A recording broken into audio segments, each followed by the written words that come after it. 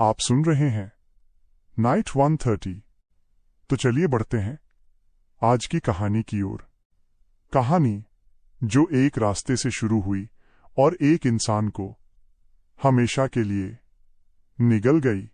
राजस्थान का एक सुनसान हाईवे, चारों तरफ रेत ही रेत।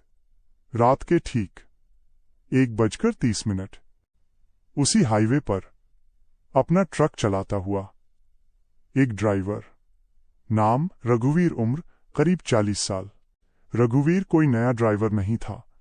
उसने जिंदगी में अजीब से अजीब रास्ते देखे थे, लेकिन आज वो अकेला था, क्योंकि 3 महीने पहले इसी तरह की एक रात में उसका हेल्पर अचानक ट्रक से उतरकर अंधेरे में चला गया था और फिर कभी वापस नहीं आया। रघुवीर को भी यही डर था, कहीं इस सड़क पर उसके साथ भी ऐसा ना हो। और रघुवीर आगे बढ़ता जा रहा था। सामने सड़क खाली थी, हवा ठंडी थी और दिल में अजीब सी बेचैनी।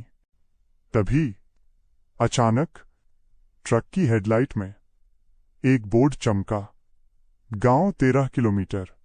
रघुवीर चौंक गया, क्योंकि इस रास्ते पर उसने कभी कोई गांव नहीं देखा था। फिर भी वो आगे बढ़ गया। कुछ देर बाद रघुवीर ने घड़ी देखी, 1:30 बजे। 5 मिनट बाद फिर देखा, फिर भी 1:30 बजे। उसका गला सूख गया।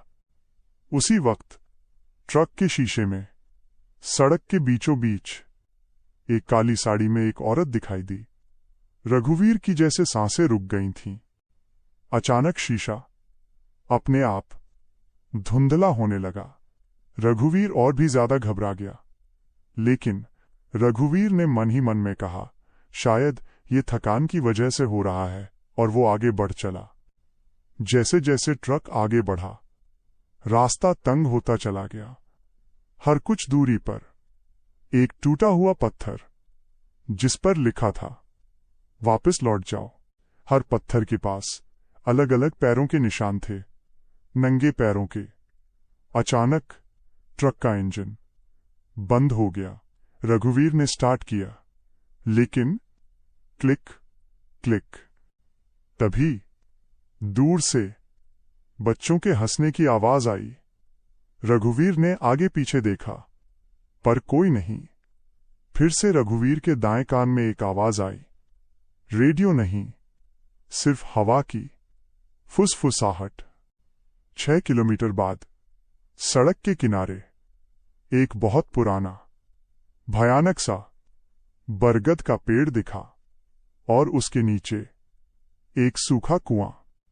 पेड़ के नीचे पुराने फटे कपड़े लटक रहे थे।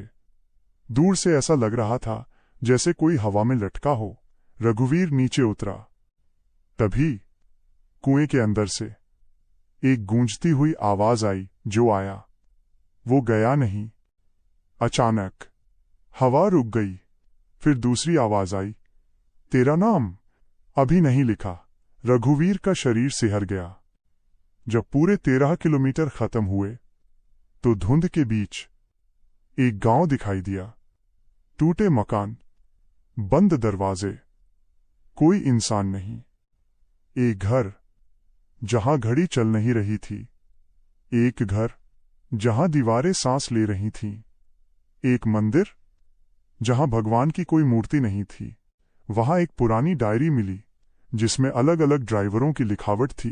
किसी ने लिखा था, हमने रास्ता चुना, अब रास्ता हमें चुनेगा। तभी पूरे गांव में एक साथ आवाज गूंजी, रघुवीर, तू पहला नहीं है। हर 13 साल में कोई एक ट्रक ड्राइवर रास्ता भटक कर यहां तक आ ही जाता है। 13 किलोमीटर। ये गांव मरा नहीं है।